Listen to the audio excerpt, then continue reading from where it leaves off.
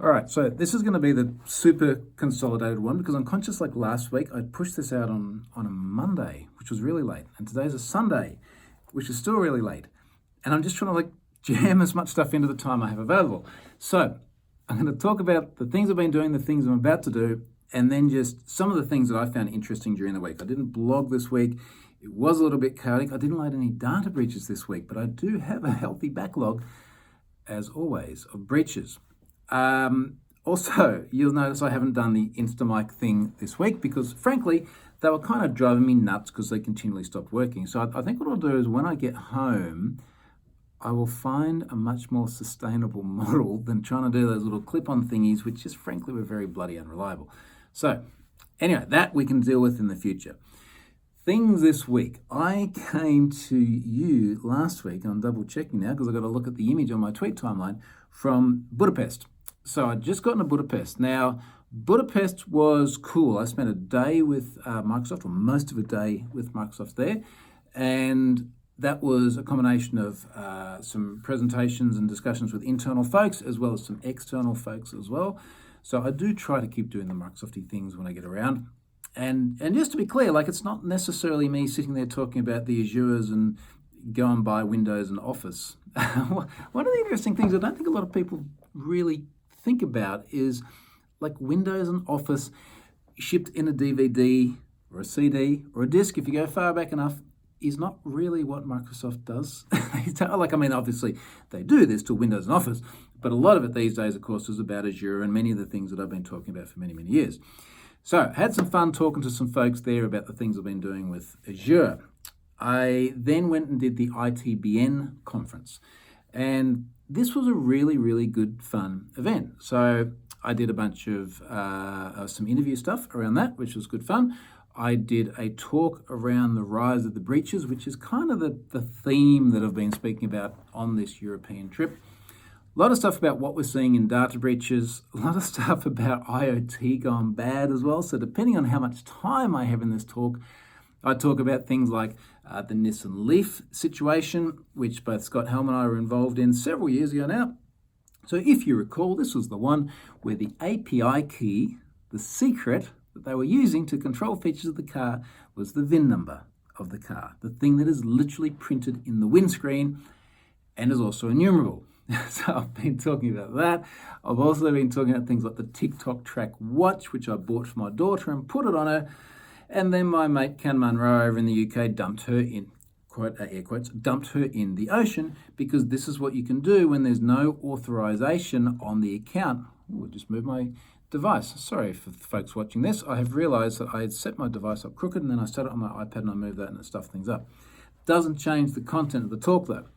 So, TikTok Track, complete lack of authorization, just all sorts of other completely screwy things that went on there. So that goes into the talk. And then a few other things as well. Now, just in case you're interested in seeing any of these talks, this particular one is very similar to what I did at NDC Tech Town in Kongsberg at the beginning of this trip. If you go to troyhunt.com/recorded-talks, you'll see that along with everything else that I have had recorded over the period of many, many years. So I did that at ITBN. That was on Thursday.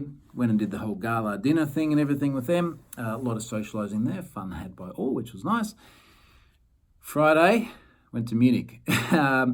Mostly because I had time between Hungary and where I am today, which I'm going to talk about in a moment.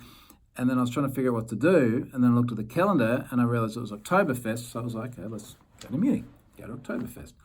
Now, if I'm honest, Oktoberfest itself was, what's a polite way of putting this so I don't offend Germans who love their Oktoberfest? It's basically like you go to a great big showground and then there's all these tents where there's people drinking huge amounts of beer. Okay, pretty much what I expected. But you've got to have like bookings and it's hard to get into the tent. And then unless you're sitting down, you can't get a beer. So I got to the point where I was like, all right, this is very bloody hard. I'll go back into Munich, which was also very bloody hard because you couldn't get a taxi. All the scooters were out of battery. And I could have ridden a scooter because I never got to have a beer while I was at Oktoberfest because it was so damn hard. Anyway, back in Munich, it was quite nice. Did that, then headed here today to Geneva. So I'm in Geneva. In fact, I'm in Switzerland for a couple of things. So one of the things is that I'm going to be speaking at CERN tomorrow. Now, this is super, super cool to me because, first of all, it's CERN. Like, CERN is an amazing organisation, not least of which is because it's the birthplace of the World Wide Web some number of years ago. So that is going to be, I'm just really interested to see what that's going to be like. It's just like one of these, for some reason today I was thinking like, when I went to Congress and I spoke at Congress, like, oh my God, I'm in Congress. I'm speaking about cyber and data and security and everything. And it's a little bit like, wow, oh my God, I'm going to be in CERN tomorrow. So in fact, as soon as I finish recording this bit, I got to get my talk ready because this is the way life tends to be today. Get the talk ready the day before. It will be Rise of the Breaches, you have heard, some of which goes into that. So I'll be doing that. I'll be doing some other things in Bern after that, still of a cyber nature, but things that possibly don't go on the public timeline just yet. But interesting things to be done in Bern. And then I'm going to be having a little bit of downtime in Italy. So next week I will still try and do this. I'll try and do it a little bit earlier, but I'll be in Italy then. So I think that's what I had in my sort of this is the actual stuff I've been doing list. What I thought I'd cover kind of briefly, because I don't have much content otherwise, I've only been going about 6.5 minutes, is just some of the things that actually made it interesting during the week on my Twitter timeline. And when I was just flicking back through it now, I was like, yeah, there's actually some really curious stuff here. And I kind of realized, even when I'm flat chat, just the little things I share, like I think, for me anyway, make an interesting narrative about what has been happening in InfoSec. So for example, I shared one here, which was about a guy who falls off his bike, hits his head, gets knocked unconscious, and his Apple Watch, similar to the Apple Watch I'm wearing now, which has just told me that I've reached my stand goal, so thank you, Apple. His Apple Watch has the fall detection turned on, so it actually calls emergency services and his significant other and all this sort of thing. And I was like, this is really, really cool. The way it is able to do this is that it's continually monitoring you. And it's like this interesting kind of juxtaposition of something which is actually really, really good for your livelihood, i.e. calling emergency services when you're at peril, which is, I guess, a reasonable way to put it when you've been knocked unconscious in your mountain bike. But on the other hand, it does this by something which many people could consider invasive.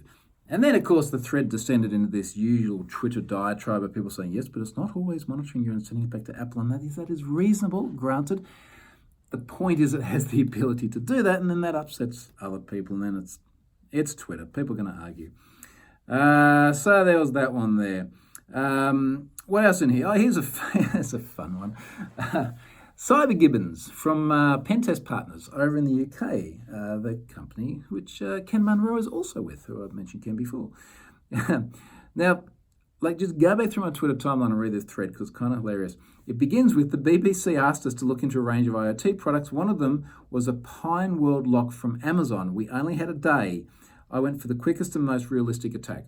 And then Cyber Gibbons goes through and basically shows how easy it was to own this padlock 6 ways from Sunday. Which involved drilling a hole through a very drillable piece of metal. There is a more technical term for that because he does go through in the thread and explain that, look, there are padlocks made from certain constructions which are a lot more durable to drill. And then he basically just puts a screwdriver in and just lifts up the lock. And the whole thing is like a 10-second job to get in. And I love the idea of connected home security devices like padlocks. I do. The geek inside me is like, I would really love to come home and put my finger on the door or something and just log myself straight in. However, this is some crazy level stuff. So that's not so good there. Some really interesting password policies here. How's this for a password policy? In fact, the reason I quite tweeted this and said this is atrocious, they've not anti-aliased the font. Go and read the tweet and see why I've said that. But this password policy says, must be at least 8 and no longer than 20 characters in length, must contain all of the following categories, at least 2 alphabetic characters, A to Z, at least 1 uppercase character, A to Z, at least 1 lowercase character, A to Z. Of course they're A to Z. What characters are uppercase or lowercase and they're not A to Z?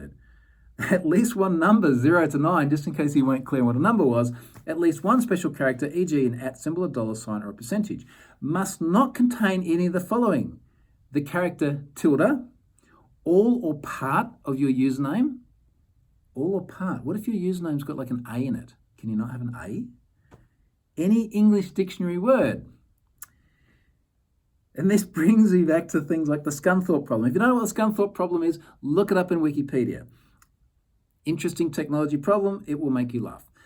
So, why? This is... Anyway, so that was a very, very strange one. The Register is talking about the Cafe Press data breach finally being acknowledged. Their byline here is several months after the fact, Cafe Press finally acknowledges huge data theft to its customers. And this was a really interesting one because one of these things that I saw go into multiple other data breach services. Eventually the data turns up, I put in have I been pwned, and then suddenly it gets a lot of press when it's in have I been pwned, because apparently going into the other services, it just didn't make news, which again, always find fascinating. How did have I been pwned become the de facto standard for disclosure? Did not expect to end up there. I've got a few screenshots here from my talk, a few retweets from people, screenshots, photos of me being at ITBN. A guy here, actually, this is a really nice tweet. After I did the ITBN talk, and like very often after many talks, I'll do the talk, or I'll be at a conference, and people come up and they'll go, hey, can we get a selfie with you? And I'm like, wow, this is super, like, okay, first of all, why? Second of all, yes, of course you can get a freaking selfie with me. But I still find it super, super weird, and that's a disingenuous term. Maybe surprising when people come up and they want to get a selfie. And this bloke has tweeted here, Tomonkos, I can't get this name right. This bloke in Australia, this mate, he's tweeted and he said, hashtag ITBN Hungry, a dream come true. Selfie of him and I. So yeah, that is just super nice, and it's really, really cool when people come up and do this. So thank you to Demonkos, and sorry I can't pronounce your last name, but you know, if anyone sees me at an event or something, please come up and do that, because I get a kick out of it as well. Someone else here, Justin Hartman, talking about our internal InfoSec team is presenting on Have I Been Pwned today, which is nice. Where does Justin work? Former DBA, working for my inner SRE and a fun dad. Okay. Not entirely clear where he's working, but there's a big Have I Been Pwned up on the screen, which again is nice that it just gets this traction. An interesting tweet here from Per Thorsheim from Norway. So I do catch up with Per every now and then. He says, dating service use fake accounts to attract more paying users. Now, where have we heard this story from before? And there's actually an interesting story here about the FTC in the US suing the owner of online dating service Match.com for using fake love. Now, I remember reading this at the time, and basically the FTC's claim here is that Match.com, who then owns a bunch of other online services, are using fake bots. They're real bots that are fake people, to try and make people think they're going to get lucky by finding the love of their life. And there's actually an example here of they say, an ad touting message. Match.com, he just emailed you. You caught his eye and now he's expressed interest in you. Could he be the one? And then there's a big click here to read this email. You'll be notified when other Match.com members express interest in you. Please note this email may contain advertisements. Now, evidently, it sounds like this entire email was an advertisement, because this is an example of Match.com using, what's the right way to put it? Trying to elicit business by fabricating the fact that someone else is interested in you. And this is just like all kinds of shadiness, right? Like, imagine you're on a dating service, you're like looking for the love of your life, and you get messages like that, and you're like, oh, maybe this is the one, and it's fake. And not only is it fake, but it is incentivizing you to pay money on obviously very shady grounds. So that is not good at all. So I hope they do get the book thrown at them for that. Now, as Per said over here, he's hashtagged this tweet Ashley Madison, because we know from Ashley Madison that there was a heap of this going on. And in fact, the things we learned from Ashley Madison, given that we had not only the entire database, but the entire web application code, plus a whole bunch of emails, including those from Noel Bittman, the CEO, and it was just an absolute train wreck of a data breach. But we know that one of the things that happened a lot with Ashley Madison is that there are a heap of female accounts signed up from IP address 127.0.0.1 because they were bots. And they were, I believe the term they used was engagers. And the engagers would be used to make predominantly men think that they were going to get lucky by starting to have this conversation. And inevitably there was then an upsell. So shady stuff from top to bottom, no doubt whatsoever.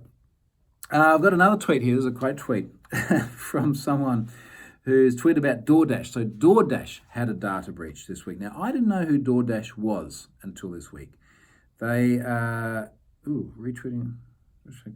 This is an interesting headline now. Oh, this is weird. Is their Twitter account been owned? So, oh no, you know what's happened? Okay, all right, I get it now. Sorry, it took me a moment. Okay, there is a Twitter account called DoorDash. This is the actual DoorDash account. Delicious at your door. Your favorite restaurants come to you. Customer service, blah, blah, blah, based in San Francisco, California. So DoorDash, as best I can tell, is food delivery. Now, they had a data breach. The tweet that I've quote tweeted here begins with a Twitter reference mention of DoorDash_hacked. DoorDash_hacked is an account which says retweeting all victims of the DoorDash hack. DoorDash was hacked in June 2018 and they're refusing to let their customers know. Now, mind you, isn't this interesting? How was this joined October 2009? Unless it was a different account and they renamed it. If you know what's happened here, leave me a comment and let me know. So DoorDash_hacked. Anyway, they're just retweeting a whole bunch of stuff here. Retweeting people like Zach Whitaker from ZDNet. You know what's really weird? DoorDash has no mention of its massive data breach on its homepage. There's nothing on its Twitter or Facebook page either. What's also weird is DoorDash's robots file hides /security notice from Google so people can't even search for it. Oh, that is shady. All right, I'm retweeting that one because that is shady. Wow. Tell me if you like this process, right? Like just reading back through my week's tweets, because now when I go back and like read them again, it's actually really interesting. So yeah, this hacked account is just, oh man, what a mess. Are they actually replying to individuals as well?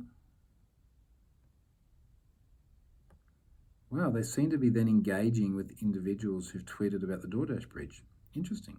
So that was DoorDash. The reason I quote tweeted it is because I in my quote tweet, I then put in quotes the bit about the beginning of their notices. Notice here says, we take the security of our community very seriously. Now, I always find it fascinating when a data breach notice includes the words, we take security seriously, because it's like, hey, Troy, first of all, we'd like to tell you that we take security seriously. Second of all, we lost your data. So I linked through to this post of mine from several years ago now. When was this? 2015. And this blog post is, we take security seriously, otherwise known as we didn't take it seriously enough. Still relevant 4 years later. There you go. So that was DoorDash. Didn't work out well for them.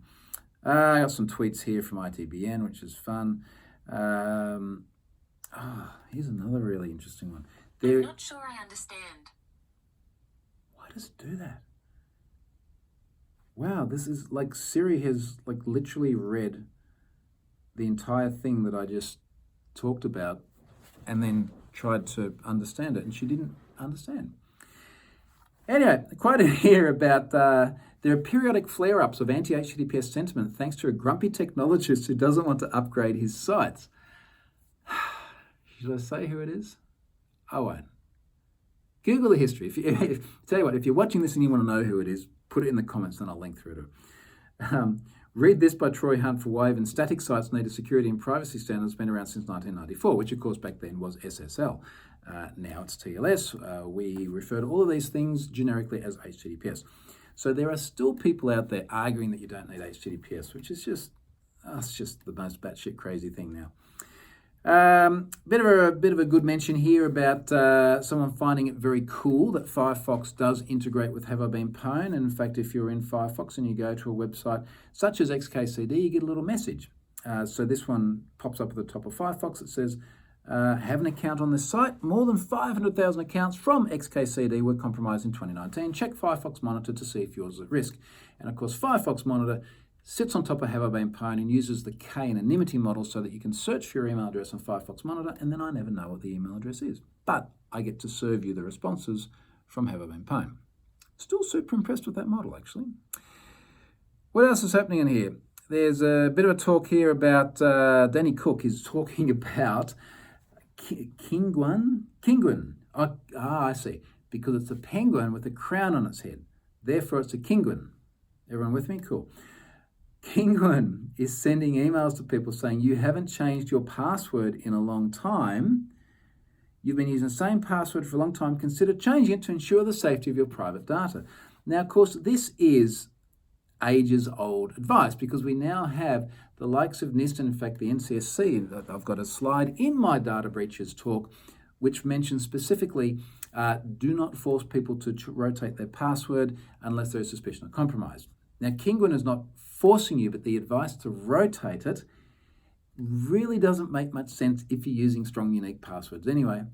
Now, of course, many people aren't, so maybe in that case it does make sense, but then do they just change all of their passwords to the same new one, or do they just increment the number at the end, which is the quote that I put on this, and many people seem to resonate with that. 259 likes, so obviously that got some traction, which was kind of interesting.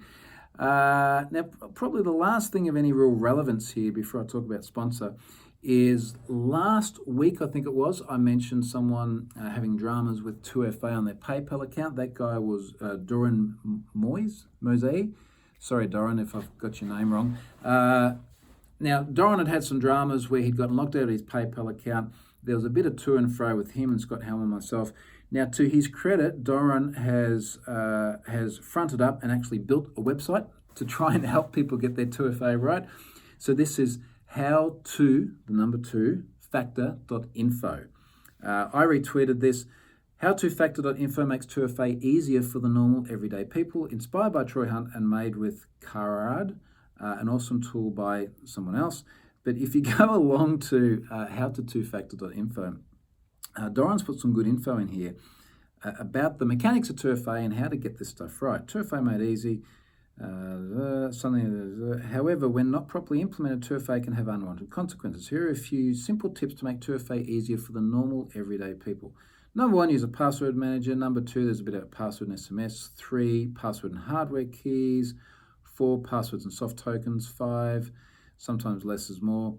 You might have to read through that to understand the complete context of it.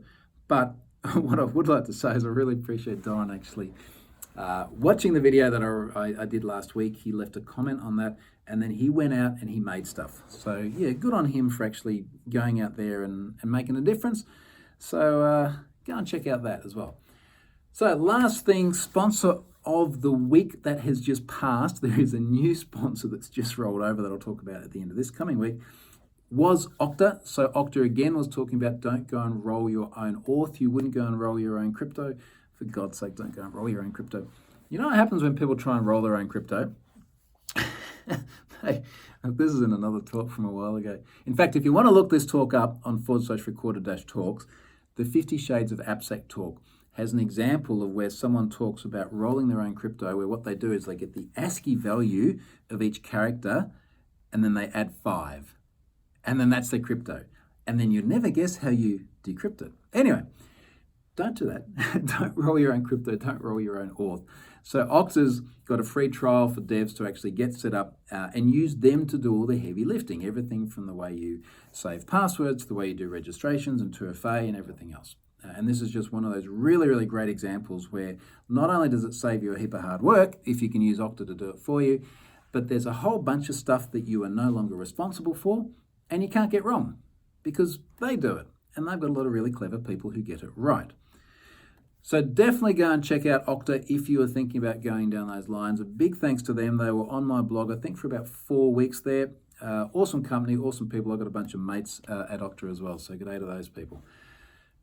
So that is going to do it for today. I will come to you next time from Italy. I have to get it done in time because very shortly after that, I'm going to be jumping on a plane back to Australia as well.